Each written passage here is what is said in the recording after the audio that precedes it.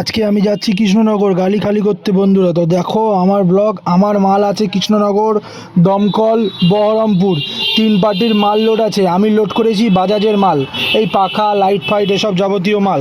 তো আমি এখন যাচ্ছি কৃষ্ণনগরে ফার্স্টে খালি করব। ওখান থেকে খালি করে বেরিয়ে যাব সিধা হচ্ছে দমকল।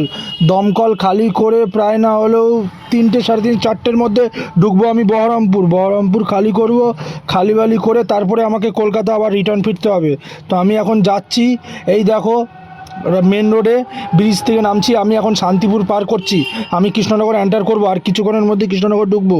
তো তার আগেই ব্লগ দেখার আগেই তোমাদেরকে একটা কথা বলি বন্ধুরা, আমি অনেক দিন ধরে ভিডিও ছাড়ছি, সেরকম ভিউ আসছে না, আর ভিউ আসলেও তোমরা কেউ সাবস্ক্রাইব করছো না চ্যানেলে। তো প্লিজ বন্ধুরা একটু সাপোর্ট করো, সাপোর্ট করলেই আমি মোটিভেট হই ভিডিও বানাতে। কারণ একটা ভিডিও বানাতে, এডিট করতে বহুত সময় লাগে, বহুত পরিশ্রম লাগে।